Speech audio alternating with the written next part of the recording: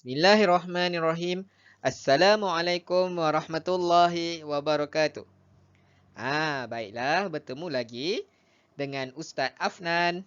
Pada hari ini, kita akan mempelajari subjek Sains tahun 3 pada unit 3 iaitu manusia. Di bawah tajuk makanan seimbang. Okey, jadi Ustaz nak kamu semua sila buka buku teks Sains tahun 3 pada muka surat 44 dan 45. Ustaz, apa itu makanan seimbang? Makanan yang seimbang adalah makanan yang mengandungi semua kelas makanan dalam jumlah mencukupi. Okay, jadi maksudnya dekat sini makanan yang seimbang itu mestilah mempunyai jumlah makanan yang cukup. Jikalau tidak cukup, maka tidak dikira sebagai makanan yang seimbang. Okey, seterusnya. Kita boleh memastikan makanan yang diambil seimbang dengan mengikuti saranan piramid makanan Malaysia. Okey, jadi dekat sini, jikalau kita nak mengamalkan gaya pemakanan yang seimbang ataupun gaya pemakanan yang sihat, maka kita boleh ikutlah saranan daripada piramid makanan Malaysia. Ustaz terlupa. Sebelum tu Ustaz nak tanya kamu. Sebelum Ustaz terlupa, Ustaz nak tanya, pada minggu lepas kita dah mempelajari tajuk kelas makanan. Jadi Ustaz nak tanya, kelas makanan terbahagi kepada berapa? Pandai. 7. Okey, yang pertama karbohidrat, yang kedua protein, yang ketiga lemak, yang keempat mineral, yang kelima vitamin, yang keenam pelawas dan yang ketujuh air. Jadi Ustaz nak kamu semua sila ingat semua ketujuh-tujuh kelas makanan ini. Okey, baik. Jadi seterusnya, jom kita lihat sama-sama apa itu piramid makanan Malaysia. Okey, baik. Jadi inilah piramid makanan Malaysia. Okey, jadi piramid makanan Malaysia ini ada dalam buku teks kamu pada muka surat 46. Jadi kamu semua boleh buka dan lihat. Okey, jom kita baca sama-sama. Apa itu piramid makanan Malaysia? Okey, aras 1. Makan secukupnya. Jadi maknanya dekat sini untuk aras 1 ni kita kena makan secukupnya makanan ini. Okey, iaitu nasi, mi, bijirin, produk bijirin dan ubi-ubian. Okey, jadi untuk aras 1 ni cuba kamu perhatikan. Cuba kamu perhatikan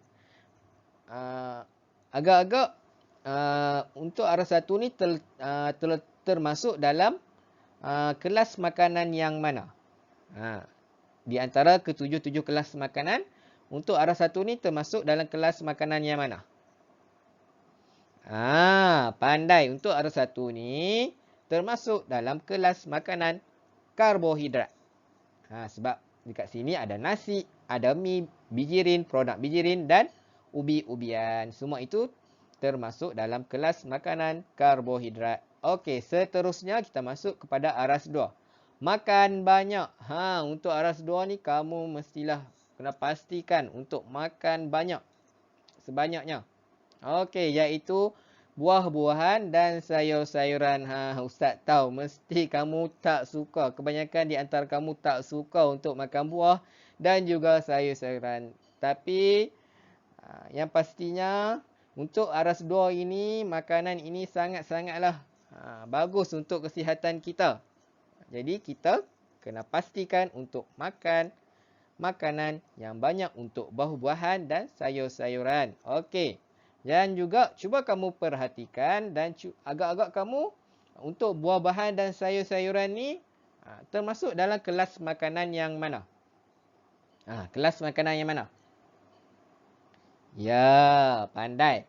Untuk buah-buahan dan sayur-sayuran ni termasuk dalam kelas makanan vitamin, mineral dan pelawas. Okey, seterusnya kita masuk pula ke dalam aras 3, iaitu makan sederhana.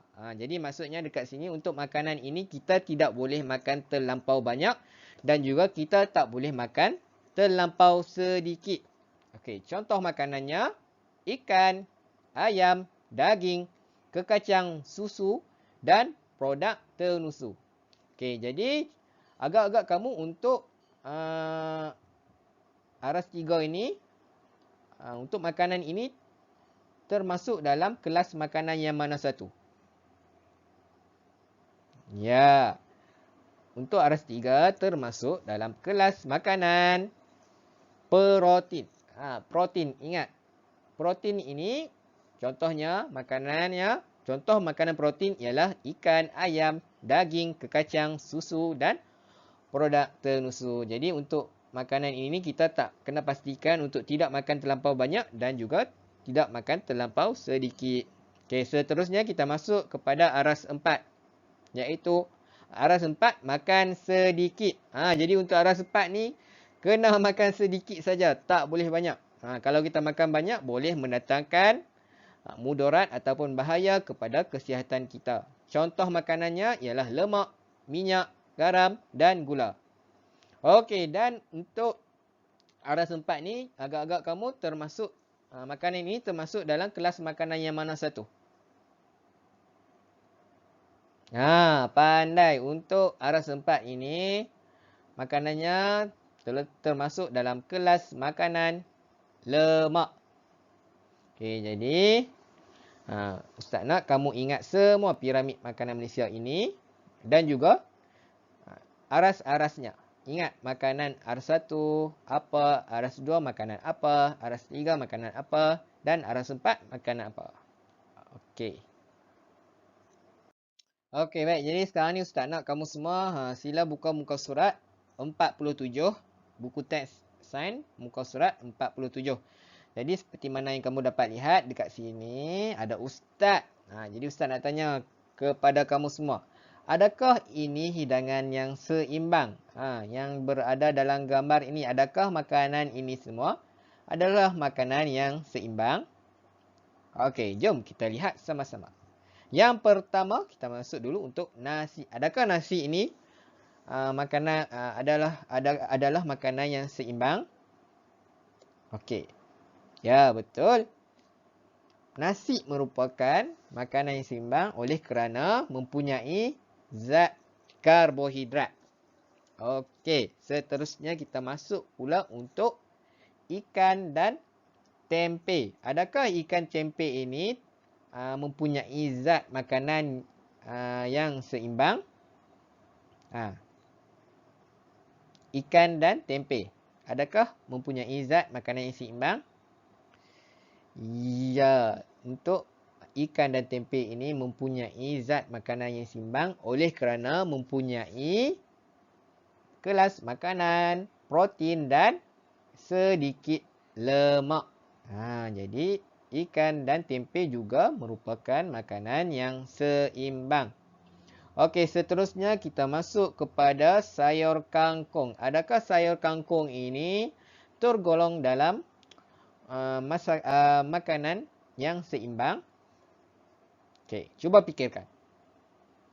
Dalam sayur ada apa?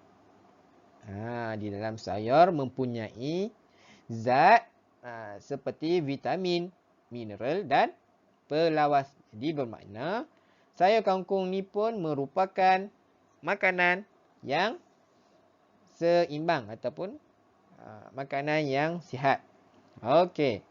Dan yang terakhir, untuk buah tembikai. Adakah buah tembikai ini termasuk juga dalam hidangan makanan yang seimbang? Okey, cuba kamu fikirkan. Apakah zat yang berada dalam tembikai ini? Untuk buah tembikai mempunyai zat seperti vitamin, pelawas dan air. Ini bermakna buah tembikai ini pun juga termasuk dalam makanan yang seimbang. Okey, jadi Untuk menjawab pertanyaan Ustaz ini, adakah semua ini merupakan hidangan yang seimbang? Jadi, agak kamu jawapannya? Betul, pandai. Jadi, semua ini adalah makanan yang seimbang. Okey. Okey, untuk muka surat 48 ini, disebabkan oleh kita tidak boleh belajar secara bersumuka, maka kita tak bolehlah nak buat untuk aktiviti riau ini. Jadi agak sedih lah kan. Tapi tak apa, jangan risau. Jadi dekat sini dia dah ada sertakan langkah-langkah untuk kita buat. Jikalau kamu ada semua bahan-bahan ni, bolehlah kamu buat untuk aktiviti ini. Jikalau nak buat. Nak hantar dekat ustaz pun boleh. Jika dah siap nak hantar kat ustaz pun boleh. Ustaz boleh tengok nanti kreativiti kamu dalam membuat aktiviti ini. Okey, jadi apa bahan yang perlu ada untuk aktiviti ini? Yang pertama kena ada kad manila. Yang kedua kena ada pen penanda. Yang ketiga kena ada gunting. Yang keempat kena ada gam. Dan yang terakhir kena ada katalog pasaraya. Jadi untuk katalog pasaraya ni kamu boleh dapatinya dekat pasaraya yang berdekatan dengan rumah kamu jikalau kamu berkunjungi ke pasaraya. Boleh dah dapatkan katalog makanan ini. Okey, akhir sekali untuk tugasan. Jadi ustaz nak kamu semua sila buat latihan pada buku aktiviti sains pada muka surat 28 dan 29. Okey, jadi macam biasa jikalau dah siap tugasan tersebut boleh hantarkan kepada ustaz. Okey, jadi ustaz rasa sampai di sini saja pembelajaran kita untuk hari ini. InsyaAllah kita jumpa lagi pada video yang akan datang. Okey, bye-bye. Assalamualaikum.